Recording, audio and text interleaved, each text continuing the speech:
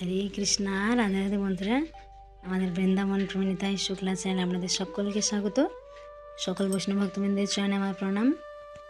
আপনারা সকলেই কেমন আছেন? আশা করি রাধা মাধবের কৃপায় সকলেই ভালো আছেন। তো আজকে বন্ধুরা আমাদের এখানে খুব ঝড় উঠেছে, তো সেই দৃশ্য আপনাদেরকে দেখাবো, আপনারা দেখতে থাকুন।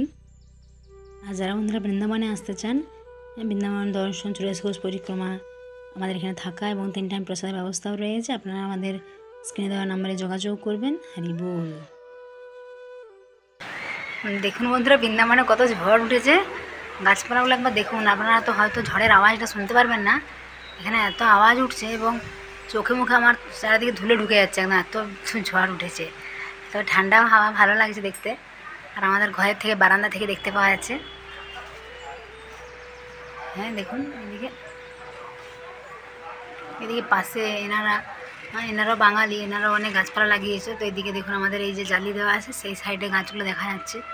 দেখুন বাঙালিদের একটা ইচ্ছাই থাকে যে ঘরে একটু জায়গা থাকলে গাছপালা লাগাবো, তো সেই জন্য ওনারা লাগিয়েছে অনেক কিছু গাছ। আর আমাদের দেখুন এই যে জায়গাটা রয়েছে, এই মাটিটা, তো আমরাও এটাতে লাগাবো কয়েকদিন পরেই গাছপালা।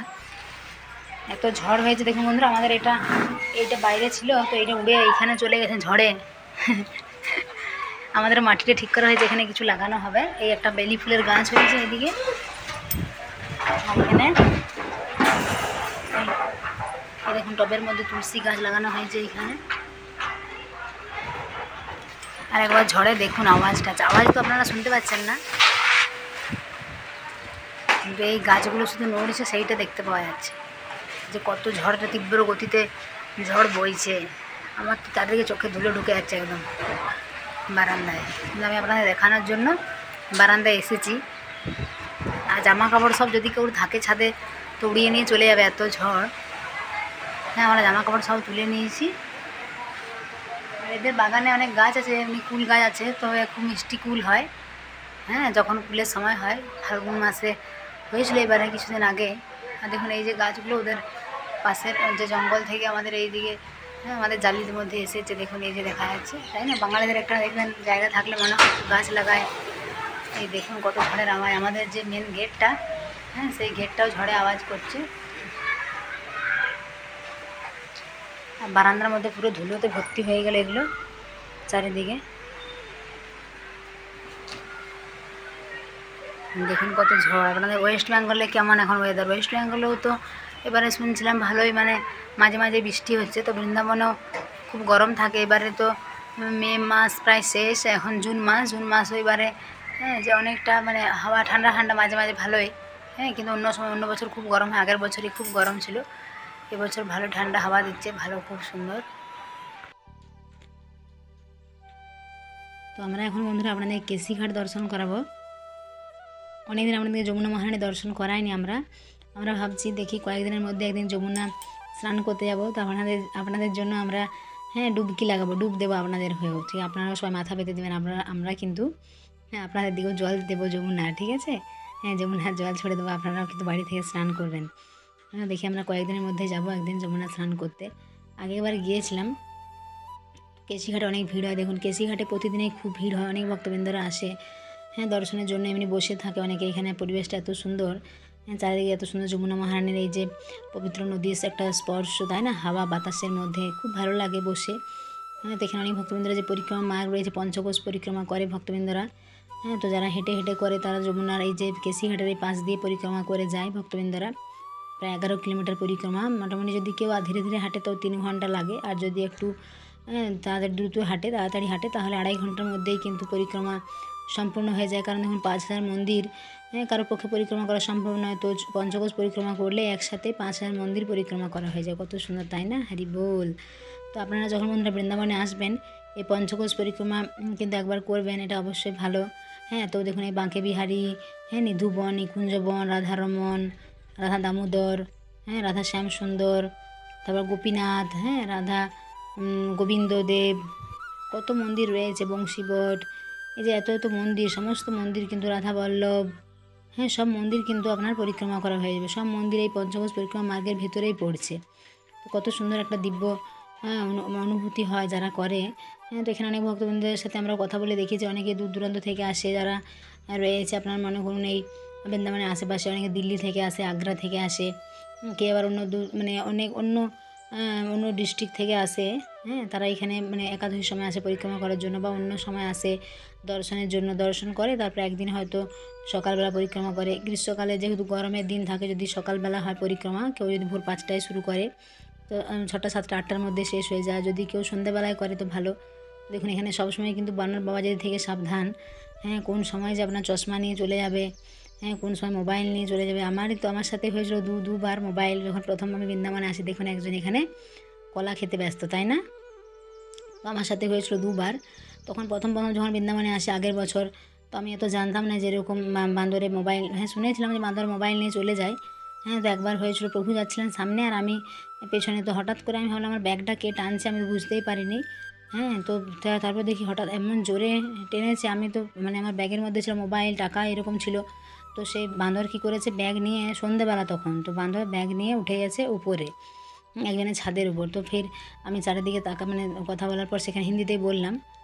তো দেখুন এখানে আমি যমুনা মহারানীর পাড়ে একটু জপ করে নেবো হরে কৃষ্ণ মহামন্ত্রে, হরে কৃষ্ণ কৃষ্ণ কৃষ্ণ হরে হরে, হরে রাম রাম রাম হরে হরে। এখানে বসে আমি ভাবলাম একটু জপ করে নিই। তো তারপরে কী হয়েছিল বন্ধুরা, সেই বান্দরের যে গল্প বলছিলাম আপনাদেরকে, আমার মোবাইলটা বান্দরে নিয়ে চলে যায়। তারপর উঠে যায়। তারপরে একটা ছেলে, ওকে বললাম যে আমার এরকম মোবাইল নিয়ে চলে গেছে। তো বলছে যে 300 টাকা লাগবে, কেউ 500, কেউ 300 এরকম যায়। তো আমি বললাম টাকা তো দেবো, আপনি তো আগে আমার ব্যাগটা এনে দেন, আমার মোবাইল আছে, টাকা আছে, সব আছে।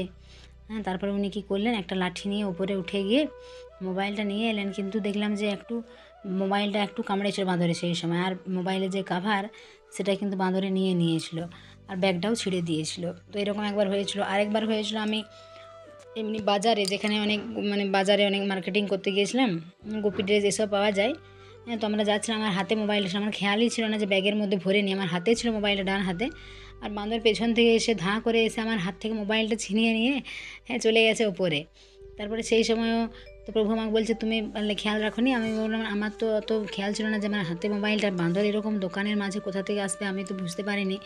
তো তারপরে কোথা থেকে এসে নিয়ে চলে যায় উপরে। তারপর আমি দেখতে পাচ্ছি নিচের থেকে, আমরা অনেকবার অনেক বলছি বান্দরটাকে দেওয়ার জন্য। তো বান্দর কী করে, সেই অনেক ফ্রুটি এসব 2-3টে দেওয়া হলো, তো কিছুতে দেয় না। তারপরে একজন ওকে ভয় দেখালো লাঠি নিয়ে।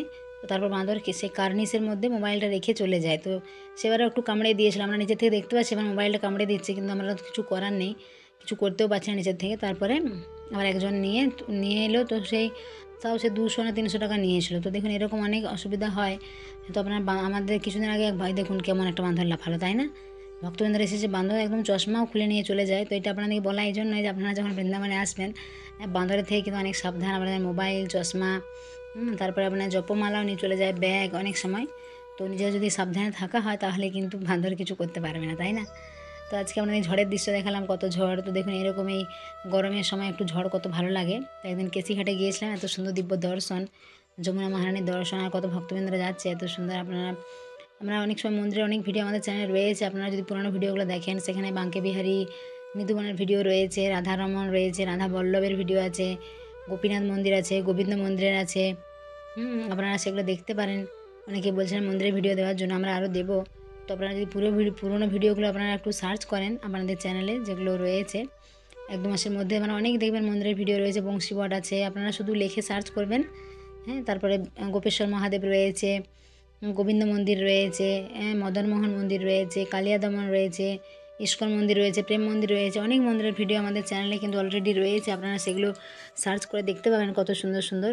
তো এখানে দেখুন অনেক ভক্তবৃন্দরা যখন বাইরে থেকে আসে, তো যমুনা মহারানী এখানে স্নান করে, যমুনাতে দীপদান করে। যমুনায় দীপদান করলে কী হয়, সব মনস্কামনা পূরণ হয়। তো অনেক ভালো, আপনারা স্নান করতে পারেন, সময় না থাকলে আচমন করতে পারেন, মাথায় নিতে পারেন। এটাও কিন্তু খুব ভালো। তো কত ভক্তবৃন্দরা আসে দেখুন, কত শ্রদ্ধা নিয়ে, তাই না? বৃন্দাবন ধাম, ভগবানের চিন্ময় ধাম, রাধাকৃষ্ণ এত লীলাস্থলী রয়েছে, এত লীলা করেছেন ভগবান এখানে। তো আমরা সেই দিব্যস্থান দর্শনের সুযোগ জীবনে একটিবার হলেও কিন্তু এখানে আসা দরকার, কেননা কত ভগবান লীলা করেছেন, তাই না? কত প্রকট বিগ্রহ রয়েছে এখানে, রাধারমণ, বাঙ্কে বিহারী, কত সুন্দর। তো আপনাদের আজকে ইমলিতলাটাও দেখাবো। দেখুন আমরা একদিন গিয়েছিলাম ইমলিতলার হিস্ট্রি আপনারা হয়তো অনেকেই জানেন, আর অনেকেই হয়তো জানেন না যে এখানে কী হয়েছিল। তো দেখুন বন্ধুরা, ইমলিতলায় এখানে কী ইতিহাস রয়েছে, এখানে রাধারানী কেন ইমলি ভিক্ষুক অভিশাপ দিয়েছিলেন। তো একসময় রাধারানী কী করেছিলেন না, খুব সুন্দর শৃঙ্গার করে তিনি যাচ্ছিলেন ভগবান শ্রীকৃষ্ণের কাছে, তাই না? তো তারপরে এই যে ইমলি বৃক্ষ, ইমলি আমরা জানি তেঁতুল যখন পেকে যায় তখন কি হয়, মাটি যদি পড়ে থাকে দেখবেন যদি পায়ে লেগে যায় তো পিছলে যায়, তাই না, স্লিপ কেটে যায় আমরা। তো এরকম রাধারানীর সাথেও হয়েছিল। রাধারানী যখন এত সুন্দর শৃঙ্গার করে যাচ্ছিলেন তো পাকা ইমলি পড়েছিল মাটিতে, এবং রাধারানী যাওয়ার সময় দেখুন এখানে দেখাচ্ছে, তাই না, পা পিছলে পড়ে গেছেন এবং সমস্ত গোপীরা সখীরা চারিদিকে রয়েছেন বসে, রাধারানীর সখীরা, তাই না, রাধারানীর শৃঙ্গার খারাপ হয়ে গেছে।